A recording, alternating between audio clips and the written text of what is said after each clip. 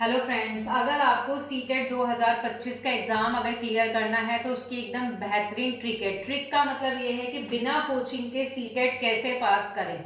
बहुत सारे बच्चे ऐसे हैं, बहुत सारी लेडीज़ ऐसी हैं कि जो कोचिंग नहीं ले सकती, उनको क्या है अपने घर पर ही पढ़ना होता है, तो उनके लिए बहुत बेहतरीन ट्रिक है।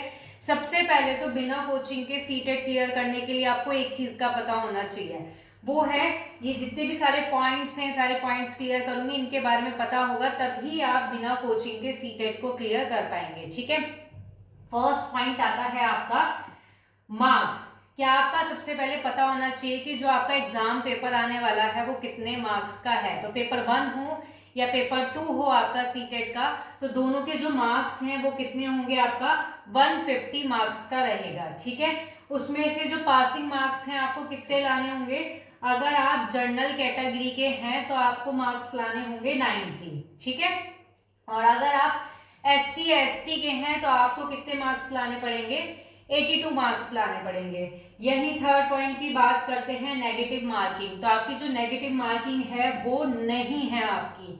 ठीक है, तो आपके लिए एक प्लस पॉइंट हो गया। उसके बाद आता है एग्जाम मोड। तो आपका जो एग्जाम मोड है वो होगा आपका ऑफलाइन। ओके, उसके बाद नेक्स्ट पॉइंट है वैलिड। अगर आपका सीटेट फर्स्ट हो या सेकंड हो, अगर वो क्लियर हो जाता है तो आपका लाइफ टाइम के लिए वो क्या रहेगा, वैलिड रहेगा। ठीक है, उसके बाद आता है आपका स्ट्रक्चर मीन्स। अब बात करते हैं यहाँ बिना कोचिंग के सीटेट को कैसे पास करें। और आपको क्या है, टाइम का भी स्पेशली पता होना चाहिए, क्योंकि बहुत से बच्चों को कभी कभी लगता है कि 2 घंटे का पेपर है या लगता है 3 घंटे का पेपर है, तो उसके अकॉर्डिंग वो स्लोली करते हैं, जिससे क्या है उनके कुछ क्वेश्चंस जो है छूट जाते हैं। तो टाइम को स्पेशली मैनेज करना है आपको। और अगर आप घर पे भी पढ़ाई करते हैं, सेल्फ स्टडी कर रहे हैं बिना कोचिंग के अगर पास करने के लिए, तो आपको क्या करना है, आपको कोई भी प्रैक्टिस सेट उठाना है। अगर एक दिन में एक प्रैक्टिस सेट पूरा करते हो आप 150 मार्क्स का, तो उसमें टाइम जो है 230 2.5 घंटे का डाल के देन उसको सॉल्व करो, तो आपको पता लग जाएगा कि आपकी स्पीड क्या है क्वेश्चन पेपर को सॉल्व करने की। ओके, उसके बाद यहाँ सबसे मोस्ट इंपोर्टेंट पॉइंट आता है आपका कंटेंट और पेडागोजी। तो सीटेट को क्लियर करने के लिए आपको क्या है, कंटेंट पढ़ना है और पेडागोजी पढ़नी है। ठीक है, अब क्यों पढ़नी है ये, क्यों किस लिए पढ़नी है ये, कि जो कंटेंट जो है और जो पेडागोजी है, इससे ही आपका सीटेट क्लियर हो जाएगा और इससे ही आपका क्या है 90 मार्क्स तो आपके आ जाएंगे। और 90 मार्क्स क्या होते हैं, आपके क्लियर आने के लिए चाहिए होते हैं। और अगर आपने क्या करा, एनसीईआरटी की बुक होती है आपकी, अगर आप पेपर फर्स्ट की तैयारी कर रहे हैं तो फर्स्ट टू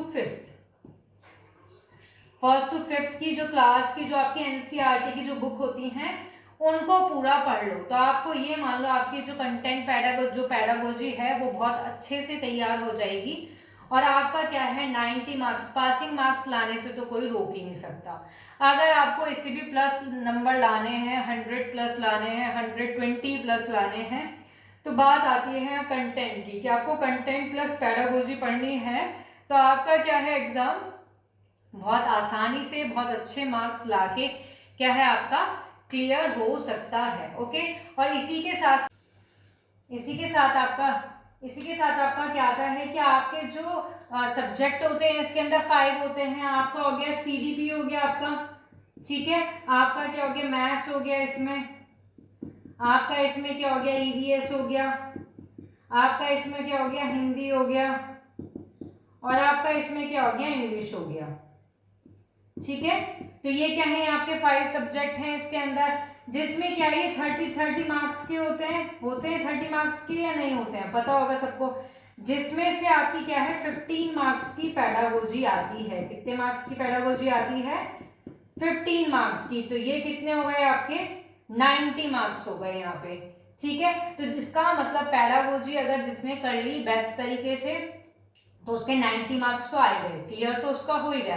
तो आपको बस ध्यान रखना है कि एनसीईआरटी की जो आपकी पैडागोजी है, एनसीईआरटी की जितनी भी बुक है उसको पढ़ना है। पेपर 2 की बात करते हैं तो आपका 6 to 8 क्लास की जो आपकी एनसीईआरटी की बुक है वो आपको सभी की सभी पढ़नी पड़ेंगी आपके सब्जेक्ट्स के अकॉर्डिंग, ठीक है। तो आपका 150 का मार्क्स का पेपर है, जिसमें से 90 मार्क्स तो आपके आ ही जाएंगे पेडागोजी के अकॉर्डिंग। देन उसके एक्स्ट्रा अगर लाने हैं कंटेंट प्लस पेडागोजी अच्छे से पढ़ोगे तो घर पर ही बैठे बिना कोचिंग के ही क्या है आपका एग्जाम क्लियर हो जाएगा। तो आपको इन सारी चीज़ों का ध्यान रखना है, कितने मार्क्स का है, नेगेटिव मार्किंग है या नहीं है। बहुत से बच्चों को लगता है नेगेटिव मार्किंग है तो उनके मार्क्स ना कट जाएं, इसलिए वो क्या करते हैं सारे जो क्वेश्चंस हैं उनको अटेम्प्ट नहीं करते हैं कि हमारे जो नंबर है वो कट जाएंगे। तो क्लियर कर दें, नेगेटिव मार्किंग इसमें नहीं है आपकी, ओके। तो आपको इसी चीज का ध्यान रखना है कि आपको क्या है 15 मार्क्स की पेडागोजी होती है, पेडागोजी पे स्पेशली बहुत ध्यान देना है आपको। Thank you.